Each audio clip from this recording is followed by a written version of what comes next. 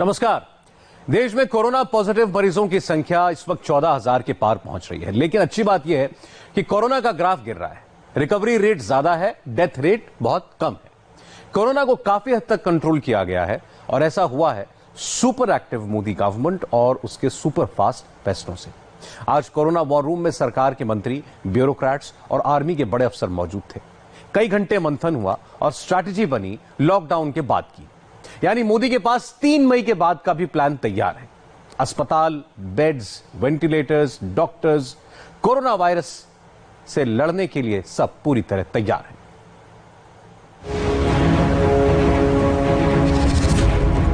Corona कितना भी डराएगा, हिंदुस्तान उसे जरूर हराएगा। ये कोई डायलॉग नहीं है, मोदी सरकार की स्ट्रेटजी है जो इस बात का भरोसा दिला रही है कि कोरोना के दिन जल्द लगने वाले हैं। क्योंकि भारत में कोरोना की कुंडली का प्रेजेंट और फ्यूचर सब पता चल गया है। ऐसा क्यों कह रही है मोदी सरकार, उसे समझने के लिए यह आंकड़ा देखिए, जिसे सुनेंगे तो आपको काफी सुकून मिलेगा। इस डेटा का विश्लेषण कोरोना संक्रमण के फैलने के बाद से लेकर कोरोना के असर पर किया गया है, जिसमें लॉकडाउन के पहले संक्रमण का डबलिंग रेट 3 दिन था। अब यह डबलिंग रेट 6.2 दिन का हो गया है। इसको और भी सरल भाषा में समझिए, 3 दिन में अगर संक्रमण 10 लोगों में फैल रहा था, तो अब 10 लोगों में संक्रमण फैलने का एवरेज 6.02 दिन हो गया है। मतलब यह कि जिस हिसाब से भारत में कोरोना की एंट्री हुई थी, दुनिया के देशों की रफ्तार को देखा जाए तो भारत में संक्रमण उस रफ्तार से नहीं फैला है जिस रफ्तार से और जगहों पर फैल रहा है। मोदी सरकार का एक और आंकड़ा कोरोना की दहशत भरे माहौल में राहत देने वाला है। इसे भी देख लीजिए। ये डेटा राज्यों और यूनियन टेरिटरी का आया है। भारत में 19 स्टेट और यूनियन टेरिटरी ऐसी हैं जिनमें संक्रमण का डबलिंग रेट देश के एवरेज रेट से भी कम है। ये राज्य हैं केरल, उत्तराखंड, हरियाणा, लद्दाख, हिमाचल, चंडीगढ़, पौंडीचेरी, बिहार, ओडिशा, तेलंगाना, तमिलनाडु, आंध्र प्रदेश, दिल्ली, यूपी, कर्नाटक, जम्मू कश्मीर, पंजाब, आसाम और त्रिपुरा। अब जरा डबलिंग रेट का मतलब भी समझ लीजिए। संक्रमण का डबलिंग रेट का मतलब है कि राज्य के वो इलाके कैसे और कितना कोरोना की लड़ाई को फील्ड लेवल पर मैनेज कर रहे हैं। भारत सरकार की आगे की चुनौती डबलिंग रेट और कम करना है। यह डेटा क्लियर बता रहा है कि कोरोना को लेकर भारत सरकार की स्ट्रेटेजी अब तक सही तरीके से चल रही है। सरकार कोरोना संक्रमण को लेकर कई तरीकों से विश्लेषण कर रही है। सरकार ने संक्रमण के ग्रोथ रेट का भी डेटा जारी किया है। इसे देखिए, तब पता चलेगा कि कोरोना की तैयारियों पर सरकार का रिजल्ट कितना पॉजिटिव आया है। संक्रमण के ग्रोथ रेट में नए केस और पिछले केस के बीच तुलना की गई, जिसमें 1 अप्रैल 1.2 ग्रोथ फैक्टर, 2 हफ्ते पहले 15 मार्च 2.1 ग्रोथ फैक्टर एवरेज था।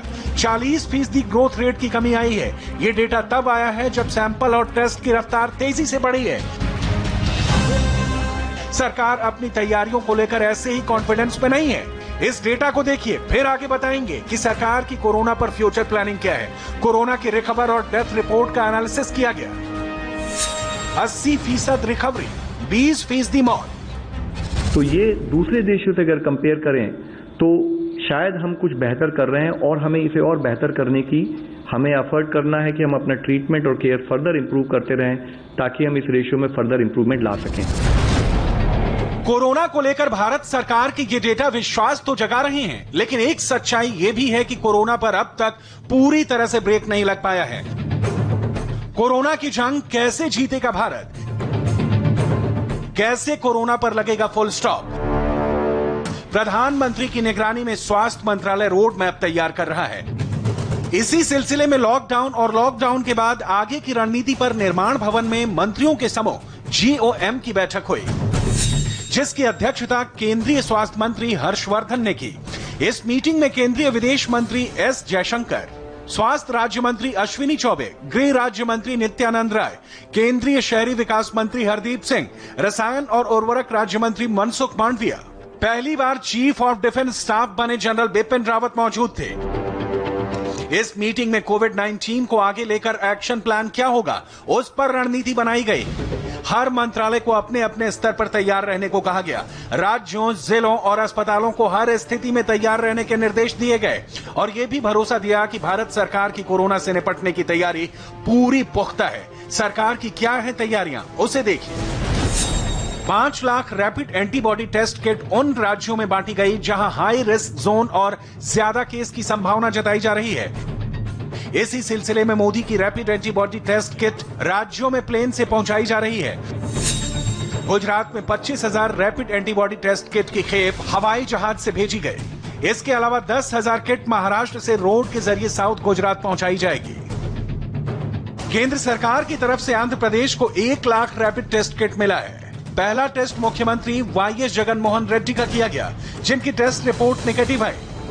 सरकार के पास कोरोना को लेकर अगला प्लान भी तैयार है। डायग्नोसिस, वैक्सीन, हॉस्पिटल के जरूरी सामान बनाने, अच्छी सेहत सुनिश्चित करने के लिए 4 संस्थाएं युद्ध स्तर पर काम में जुटी हैं, जिसमें council for scientific and industrial research, department of biotechnology, department of science and technology, department of atomic energy. ये चारों संस्थाएं न्यू रैपिड और एक्यूरेट डायग्नोसिस किट बना रहे हैं, जो कि अपना रिजल्ट 30 मिनट में दे सकेंगे। इस पर भी रणनीति बनाने की तैयारी की जा रही है ताकि लिमिटेड टेस्ट होते हुए भी ज्यादा से ज्यादा लोगों को कवर किया जा सके और कैपेसिटी बढ़ाई जाए। इंडिजिनस सिंथेसिस, जो critical component domestic kit production के लिए, उसको कैसे बढ़ाया जाए, इस पर भी काम कर रहे हैं। वायरल सीक्वेंसिंग और आइडेंटिफाई करने का काम चल रहा है। वैक्सीन डेवलपमेंट की दिशा में गंभीरता से काम किया जा रहा है। ग्लोबल पार्टनर्स के साथ काम कर रहा है ताकि इफेक्टिव वैक्सीन तैयार की जा सके। इम्यून बढ़ाने के लिए भी काम हो रहा है। प्लाज्मा थेरेपी पर भी काम चल रहा है। इफेक्टिव ड्रग्स पर काम हो रहा है। 3 मई तक लॉकडाउन 2.0 की लास्ट डेट है। तब तक हालात जो भी होंगे, सरकार उसके लिए रेडी है। तैयारी पक्की है। 10 लाख किट हर महीने बनाई जा सके। मई में rapid antibody detection kit 10 lakh तक बना देंगे। वेंटिलेटर 6,000 पर मंथ की क्रिएट की गई। 1919 कोविड-19 हॉस्पिटल बनाए जा चुके हैं। 1,73,000 आइसोलेशन बेड, 21,800 आईसीयू बेड तैयार किए जा चुके हैं। अब सवाल है कि हिंदुस्तान कोरोना को लेकर इतना अलर्ट क्यों है? कोई भी चूक नहीं करना चाहता भारत, क्योंकि भारत जान चुका है कि इटली, फ्रांस, स्पेन, अमेरिका ने जो कोरोना को लेकर लापरवाहियां की, जिसकी वजह से कोरोना ने कहर बरपा दिया। अमेरिका चीन से आने जाने पर पाबंदी देर से लगाई, वक्त रहते लॉकडाउन का निर्णय नहीं लिया। संदिग्धों की बड़े पैमाने पर जांच नहीं की गई। चीन ने शुरुआती लक्षणों को गंभीरता से नहीं लिया, कोरोना को लेकर जानकारियां छिपाता रहा। लॉकडाउन जैसे निर्णय में काफी देर कर दी। इटली वुहान कनेक्शन के बाद भी नहीं संभला। एयरपोर्ट पर स्क्रीनिंग नहीं की जा रही थी, ना ही कोई ट्रैवल एडवाइजरी जारी की गई। इस तरीके से डायग्नोस्टिक्स हो, थेरेप्यूटिक्स हो या वैक्सीन हो, इसमें नेसेसरी एफर्ट पर वॉर फुटिंग से मॉनिटर किया जा रहा है। हर तरीके से एफर्ट चल रहा है कि अगर केसेस आए, देश हर तरीके से उससे निपटने के लिए तैयार रहे। इसी के तहत हर स्टेट में, हर डिस्ट्रिक्ट में एफर्ट चल रहे हैं। इन तमाम गलतियों से भारत ने सबक लेते हुए कोरोना को लेकर अपनी रणनीति तैयार की, जिसका नतीजा ये है कि आज भारत कोरोना की रफ्तार को कुछ हद तक रोकने में कामयाब रहा है।